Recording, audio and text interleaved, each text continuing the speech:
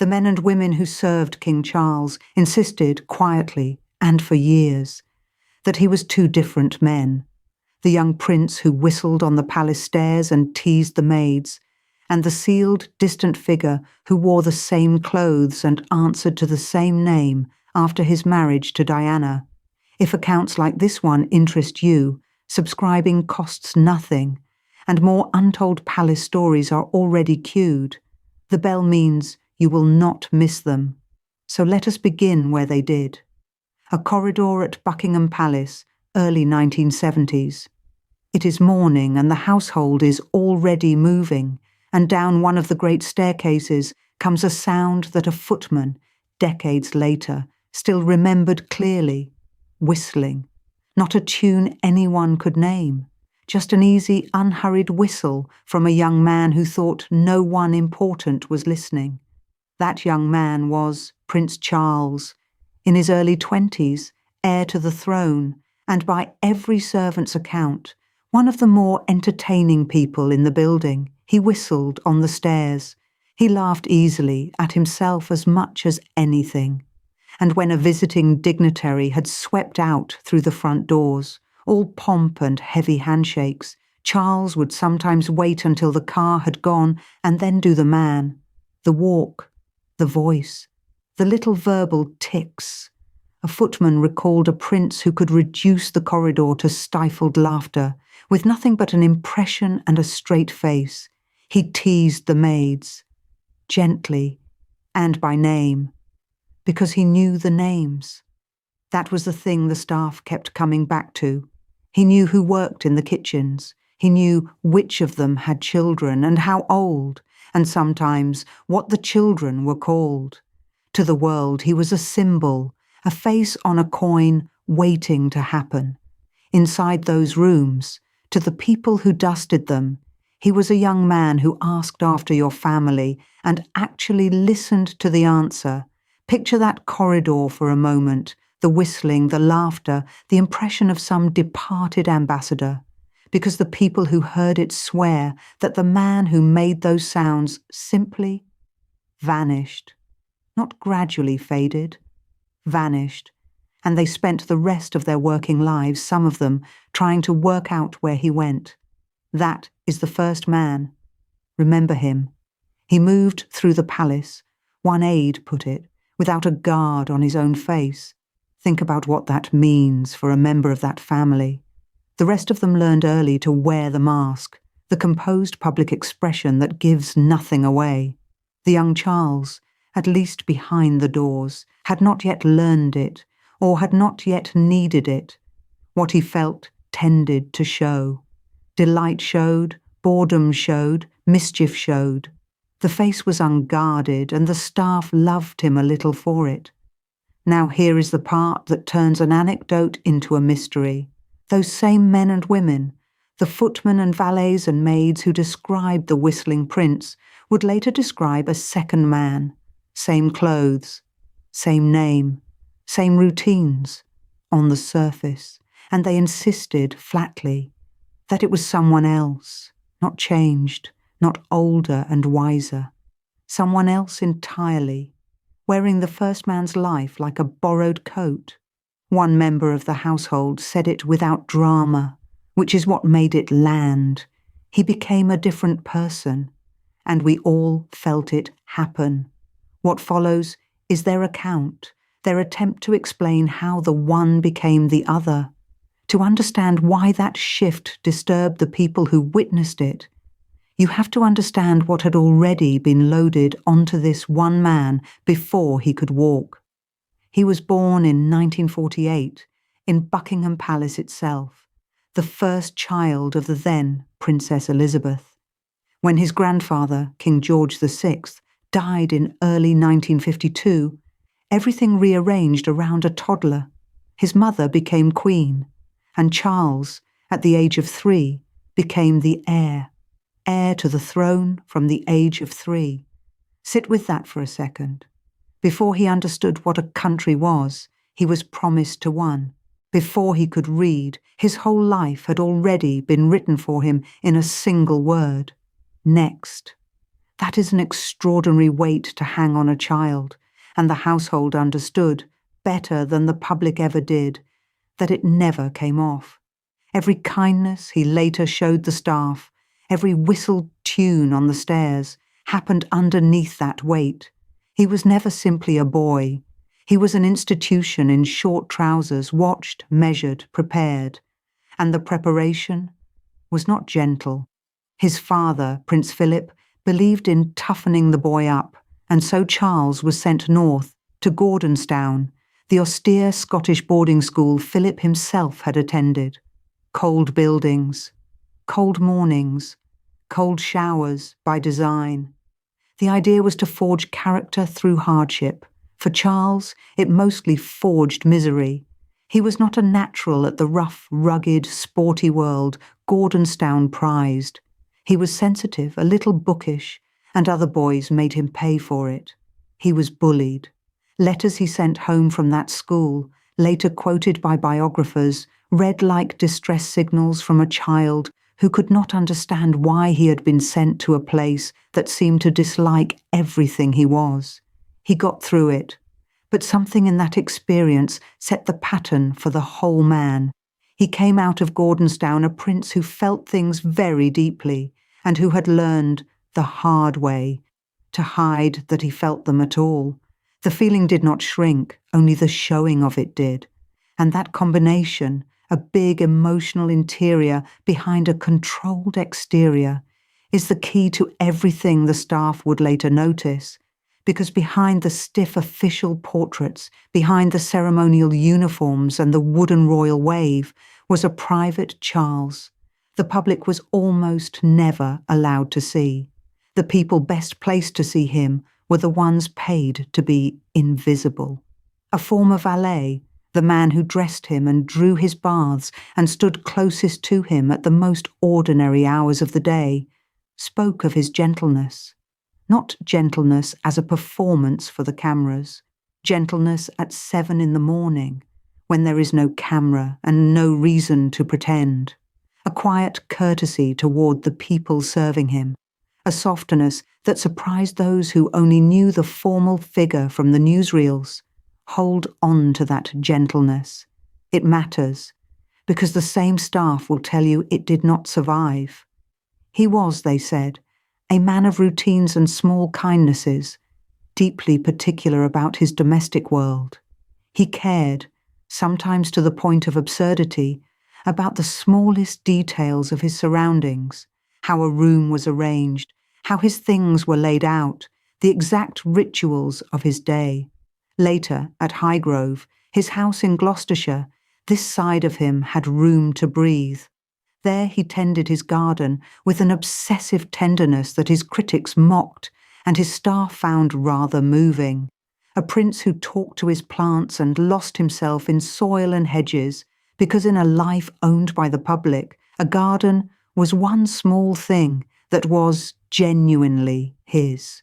And he wrote long letters in his own hand on royal stationery, page after page in that looping urgent script. Letters to friends, to officials, to people whose work had touched him. He poured himself onto paper because paper did not require him to guard his face.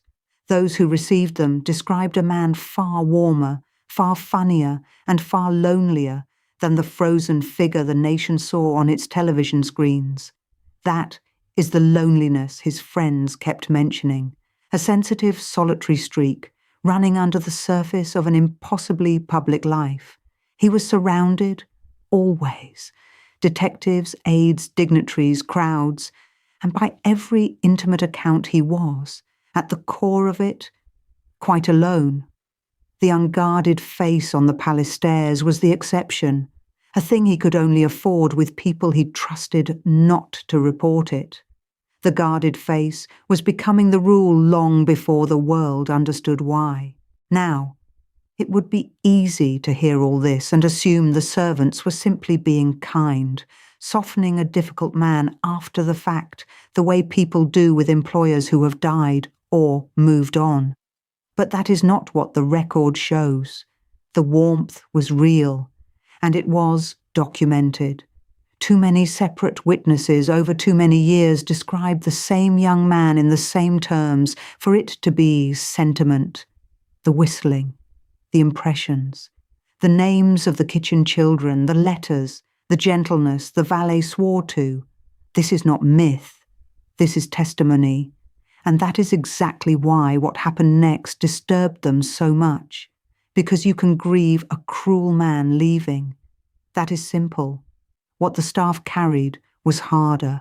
They watched a genuinely kind man disappear and get replaced in the same body by someone colder. When a warm man turns cold, the people who loved the warmth do not just lose a colleague. They spend years asking what they missed and whether anyone could have stopped it. That is the wound underneath all their careful, loyal accounts. Not scandal, loss. So the question the household could never quite answer was not whether Charles changed, on that they agreed, to a man and woman. The question was, what could possibly do that to a person? What single thing could reach into a life and switch off the whistling, seal up the unguarded face, and leave the routines and the letters intact, but hollow? They had an answer, or at least a date. Because when the older members of the staff talked about it, they did not describe a slow drift over the decades. They described a border, a before and an after, with a clear line between them. There was the palace as it had been, and the palace as it became, and they could tell you almost to the month when the temperature between the two began to change. The line they drew was a wedding. In July of 1981, Charles married Lady Diana Spencer. The ceremony at St. Paul's Cathedral was watched by an estimated 750 million people around the world, one of the largest television audiences in history to that point. To that vast audience, it was a fairy tale made real. The shy young bride, the prince in his uniform, the glass coach, the balcony kiss. The palace sold the world a fairy tale, and the world bought every word of it. Behind the doors, the staff would later say, the fairy tale began to come apart almost at once, not 2 years later. Almost at once. The very event the public remembers as the happiest day, the crowning romance of the age, was the moment the household would come to mark as the beginning of the end of the first man. The whistling prince did not walk out of the palace in a single afternoon, but that summer, the people who had known both versions of him agreed, is when the first one started, quietly, to disappear. 750 million people watched the wedding. Almost none of them saw what the servants saw in the weeks and months that followed. In the corridors the cameras never reached, where a house that had once carried a young man's laughter began, room by room, to go silent. And that silence is where their real story begins. So the fairy tale began to come apart almost at once, and the people who noticed first were the ones paid to notice nothing. They did not describe a fight. That is the thing worth holding on to.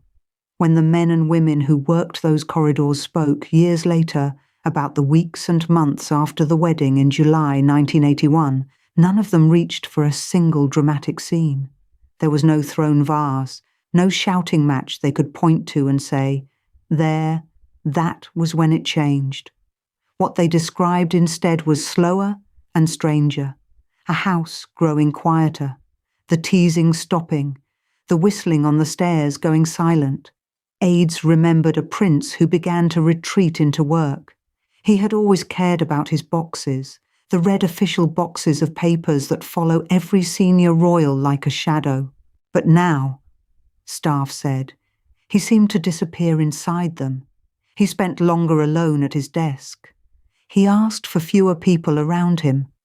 The easy laughter that had once carried down a hallway before he even turned the corner was replaced by something a valet struggled to name at first and finally settled on as stillness, a careful, guarded stillness. Think about what that meant for the people serving him. This was a man who used to know the names of the kitchen staff and the names of their children.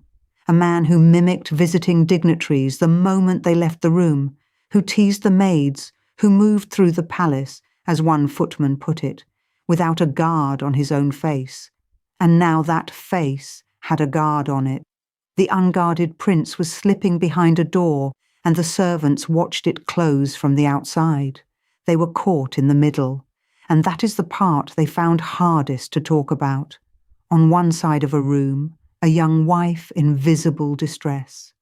Lady Diana Spencer had come into the household at 20, barely more than a girl, and the strain on her was not something the staff had to guess at. They saw it. On the other side, a husband withdrawing further into himself with every passing month, and in between the two, footmen and maids and pages learning a new skill nobody had trained them for, how to move through the rooms silently, how to be present and invisible at the same time, how to carry a tray past a closed conversation and hear nothing at all. One member of the household put it in a single sentence that has outlived almost everything else said about those years. You could feel the temperature of the place drop. That is not a metaphor a servant reaches for lightly. These were people who spent their whole working lives reading a room before they entered it, sensing the mood of a house through a closed door.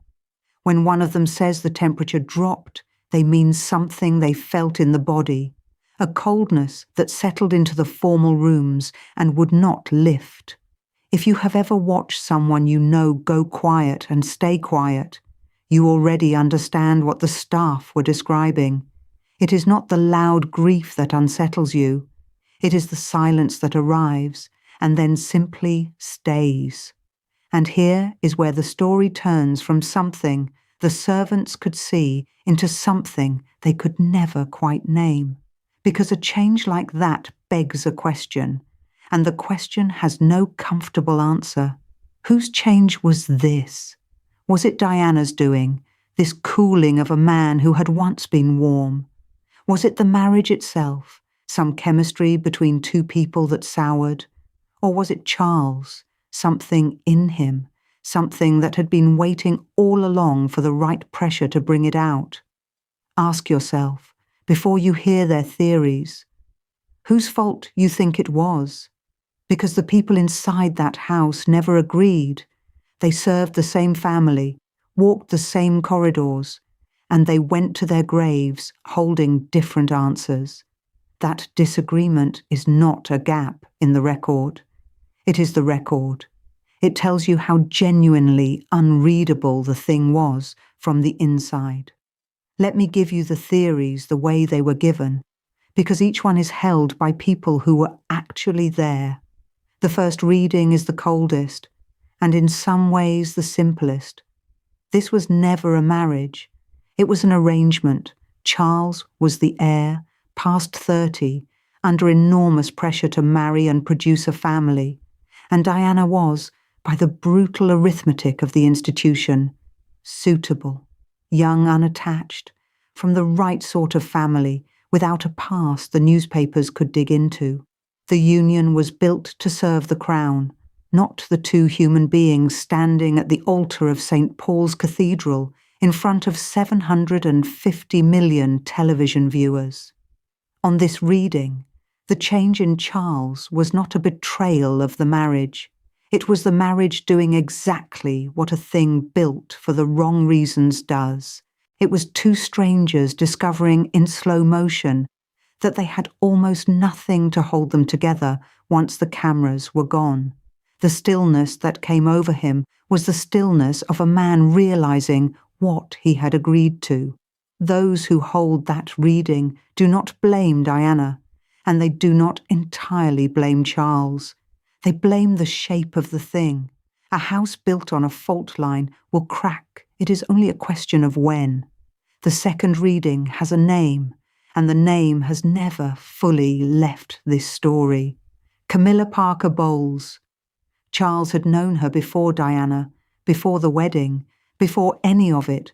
She was married to another man during those years, and the exact nature of what passed between her and Charles across the decades has been argued over by everyone from biographers to the two people themselves.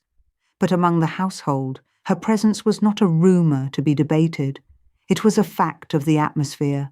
Some of the staff believed quietly that the warmth Diana never received had an address, and that the address was elsewhere. On this reading, the second man was not born of duty at all. He was a man whose heart had been somewhere else the whole time, performing a marriage in public while the real story ran underneath it. Whether that is fair to any of the three people involved is a separate question. What matters here is that the servants could feel a shadow in the house, and many of them gave that shadow one name. The third reading comes not from the corridors, but from someone who studied them. A biographer looking at the same evidence framed the change differently, and I think more searchingly. The institution, this reading goes, demanded a performance no human being could sustain. Consider what was actually being asked. Marry a woman you barely know. Love her convincingly in front of the largest television audience in human history. Be the fairy tale, on cue, forever, while your private feelings are treated as an inconvenience to be managed by aides. No man alive could keep that up. So the warmth went first, because warmth is the most expensive thing to fake. The teasing, the whistling, the small human mischief, those were the luxuries a man could no longer afford once he was spending everything he had just staying upright in the role. The guarded face was not a mask he chose to wear. It was what was left when the performance took everything else. And then there is the kindest reading of all, and it comes from the people who loved him most. Some of the aides who served Charles for years, who knew him not as a headline, but as a man they brought tea to on grey mornings, offered the gentlest explanation of the change. He was not hiding anything sinister. He was surviving, the warmer man, the one who wrote long affectionate letters and cared absurdly about the smallest domestic detail. That man was still in there, but keeping him alive and exposed hurt too much. So Charles buried him, not out of cruelty and not out of calculation, but the way a person who has been wounded learns to stop touching the wound. On this reading, the second man is not a stranger who replaced the first. He is the first man wearing armour, and the armour went on because the years ahead were going to be years of public misery, and some part of him knew it. 4 explanations. The arrangement, the shadow of another woman, the impossible performance, and the wounded man protecting himself. Notice that they are not really rivals. They can all be true at once. That is what makes the change so hard to hold in your hand. It has too many fathers. But whichever reading you lean toward, the servants agreed on one thing about what came next. It got worse, and it got worse in public. For a while, the trouble stayed inside the walls. A quiet house, a withdrawn prince, a distressed wife, and a staff trained to keep all of it behind the discreet closed faces of the household. The photographs the world saw in those early years still showed the couple side by side, on balconies, on tours, waving. But the people who arranged those photographs, who stood just out of frame, watched the space between the two of them grow. Editorial cameras began over time to catch what the staff already knew. A glance that did not land, a distance held even in a crowd. 2 people photographed together and looking somehow entirely apart. The strain that had lived in the private rooms began to leak. Reporters sensed a story under the official one. The tours grew more obviously tense. Aides who had spent years managing the gap between the image and the reality found the gap widening faster than they could paper over it. There is a particular kind of dread in a great household when the thing everyone has agreed not to see starts becoming visible from the street. The staff felt it coming the way you feel weather change. Something private was about to stop being private. If these accounts of what palace life was actually like behind the official version are the kind of history you find yourself leaning in for, subscribing costs nothing, and there are more stories like this one already lined up, the bell is the part that matters, because it means the next one finds you instead of the other way round. Then let me take you to the edge of what happened next. Because everything so far has been a mood, a cooling, a man going quiet, a house losing its warmth, servants moving on soft feet between two people who could no longer reach each other. All of it recoverable, in theory. Moods lift. Cold houses can warm again. As long as the trouble stayed inside the walls, there was still a version of the future where the whistling prince came back. What the staff were about to witness was the closing of that door. There is a difference between a marriage that is quietly failing and a marriage that fails out loud, in front of the whole world, on the record. The first can be survived in private, the second changes a person permanently, because once the wound is public, it can never fully close. And the household sensed, in those late years, that they were being carried toward exactly that. Toward the moment the private difficulty became a public catastrophe, toward a formal rupture that would be announced and argued over, and televised. They did not yet know the shape it would take. They did not know about the separation that would be announced in 1992, or the interview that would put one of these two people in front of a camera to say the unsayable, or the night in Paris in 1997 that would end the whole story in a way none of them could have imagined. But they could feel the ground tilting toward it, and this is the thing they wanted understood. Up to this point, the second man had been a temporary weather, a withdrawal that might, on a better day, have reversed. What was coming would take that temporary man and make him permanent. After that last night, the staff said, he did not simply retreat again and then recover as before. He hardened into place. The armour stopped being something he put on in the morning and became the man himself. And the prince who had once whistled on the stairs, who had known the names of the kitchen children, who had moved through the palace without a guard on his own face, that prince was gone, not fading, gone for good. And so the man who hardened into place was the one the staff would serve for the rest of his working life. They knew him well. They just did not recognize him. The later Charles, in their telling, was a study in control. He was unfailingly courteous. He thanked the footman by name. He remembered a birthday, sent a note when someone in the household lost a parent, asked after a gardener's bad back. On paper, he was everything a considerate employer should be, but the warmth had a wall behind it now. It reached you, and then it stopped. A former member of staff described it as being served kindness by a man who had locked the room the kindness came from. He was formal in a way the young prince had never been. He arrived on time and left on time. He kept his voice level. Aides who worked beside him for years said they could count on one hand the moments the guard slipped. The face he wore in the corridor was the same face he wore for the cameras. There was no longer a difference. That was the change more than anything else. The unguarded face was gone. Think about what that means for the people around him. For years, the men and women inside those houses had known two Charleses. The one the public saw, stiff in the official portraits, and the one they got, loose and funny on the back stairs.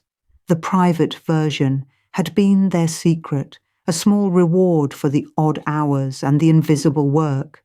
And then, quietly, the two versions merged into one, and the one that survived was the public one. The specific things they lost, they could name exactly. The mimicry stopped. The prince who had waited for a pompous ambassador to leave the room and then become him. The voice, the walk, the little self-important cough. That man simply switched off. Nobody decided it. It just was not there anymore. A footman who had loved those performances said he could not remember the last one. It faded out the way a habit fades, unnoticed, until you look for it and find the space where it used to be. The teasing stopped. He had once known the maids well enough to needle them gently, to ask after a sweetheart, to catch a dropped tray with a joke instead of a frown. Now he was polite to them. Polite is a colder thing than teasing. Teasing means you are inside someone's world. Politeness means you are standing at the edge of it, being pleasant and leaving. And the domestic warmth that had run through Highgrove, the fussing over the garden, the long involved conversations about a hedge or a flower bed, the small kingdom he had built where he could be a private man, went still. The gardens were still immaculate. He still cared about them. But staff described a different quality to it, a carefulness where there had once been delight. He tended the place like a man tending a memory. The temperature of the house, the thing one of them had described dropping years before, never came back up. So what do these accounts actually add up to? Strip away the palace gloss and the tabloid heat and listen only to the people who were in the rooms. What they describe is not a villain. He raised no voices, broke no crockery, played no cruel games that anyone recorded. And it is not a saint either, whatever the softer memoirs would like. It is something plainer and sadder than both. A man who paid privately for a public marriage. That is the shape of it. The bill for July 1981 came due slowly. In the currency the servants could see, warmth spent down to courtesy, laughter spent down to silence, a whole personality quietly liquidated to cover a debt he had not entirely chosen to take on. Decide for yourself here. Was this a man who changed, or a man who was finally forced to stop pretending? Because both readings fit the evidence, and the staff themselves could never agree on which was true. Maybe the whistling prince was the real one, and the marriage killed him. Or maybe the whistling prince was the performance, the last flush of a young man's freedom before the institution closed over him, and the sealed king was simply Charles, with the illusions burned off. The record does not settle it. The people closest to him did not settle it. But here the story stops being only about one marriage and starts being about a family. Because Charles did not invent this pattern. He inherited it. Walk back through the same house and you find it again and again. The crown demanding that the person inside it be sacrificed to the thing it represents. His great-aunt, Princess Margaret, was told she could not marry Peter Townsend, the divorced man she loved, and friends said she carried that refusal to the end of her life, a warmth of her own that never fully recovered. Go back further, and you reach the abdication, the uncle who gave up the throne itself rather than surrender Wallis Simpson, and in doing so handed the crown and its weight to a reluctant brother who many believed it killed early. Over and over, the same arithmetic, the institution on one side, the individual on the other, and the individual expected to lose. A biographer framed Charles's transformation in exactly those terms, as the crown demanding a performance no human being could sustain indefinitely, and the human being underneath slowly going quiet from the effort. Seen that way, the sealed man in the corridor is not an anomaly. He is a family tradition. He is what happens when a person is asked, decade after decade, to be a symbol first and a man second until the man stops arguing and just does as he is told. That is the reading offered, gently, by the aides who loved him. Not that he was cold by nature, that he buried the warmer man to survive, And the burying worked, and by the time it was safe to dig him back up, there was no one left who knew where he had been put. Which brings us, at last, to the phrase the staff kept reaching for, the one that sits underneath this entire account. They said he was two different men. Not a figure of speech, they meant it as close to literally as they could manage. Same tall frame in the doorway, same slightly stooped shoulders, same clothes, the well-worn suits he kept for decades, mended rather than replaced. Same name, the same title, the same signature at the bottom of the same long letters. And behind all of that sameness, they insisted, a different man. One who whistled on the stairs, one who did not. And you cannot fully understand him, they were saying, until you understand that both were real, and that one became the other, and that the seam between them ran straight through the middle of a wedding the whole world had watched. That is the payoff those servants were pointing at all along.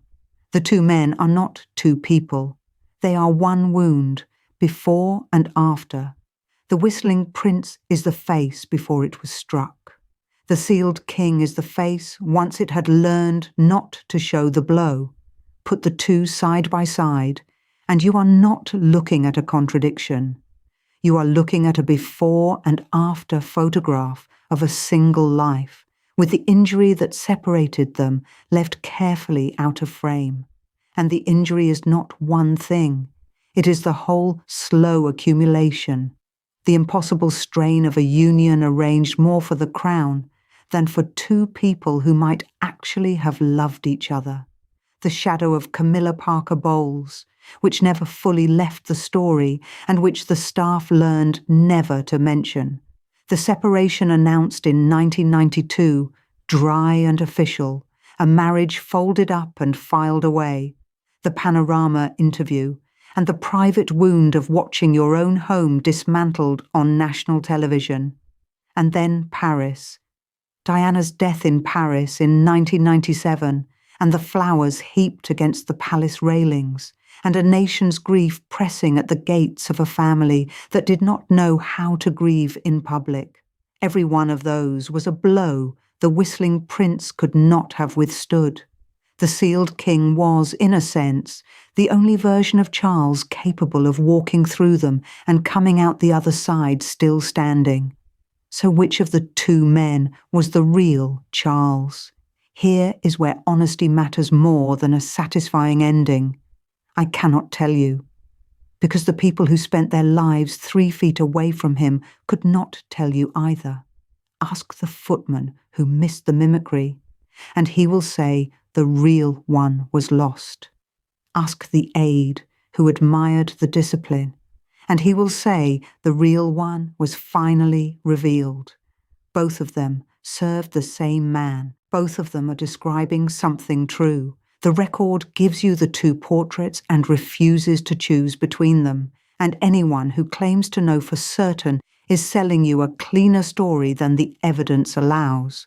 What we can say is narrower and heavier. Whichever man was real, the other one was made. Something took the prince who knew the kitchen staff's children by name and produced, over roughly 2 decades, a king who could stand in full ceremonial dress, composed and unreadable, carrying whatever he carried entirely out of view.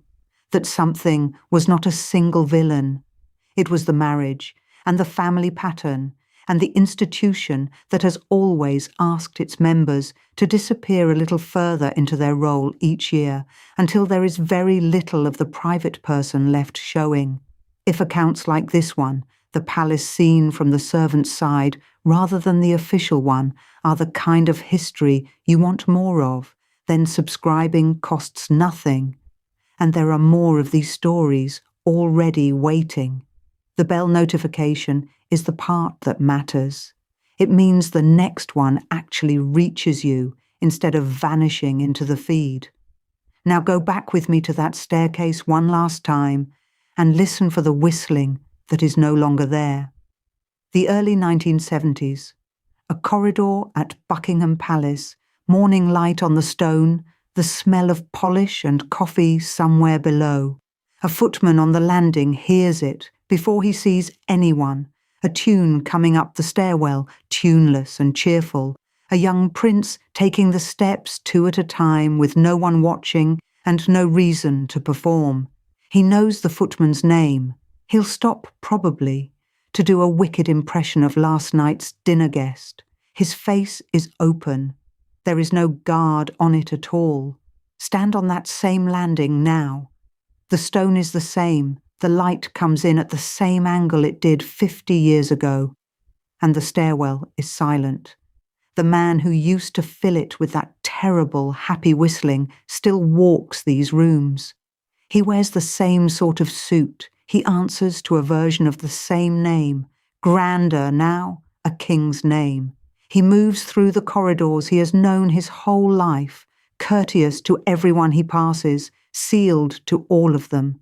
And somewhere inside that composed and careful figure, behind the face that no longer slips, is the boy who whistled on the stairs, and the answer to which of them was real, kept where he has kept everything else, and never once in all these years spoken aloud. The stairs are empty, the whistling is gone, and no one who served him ever found out where it went.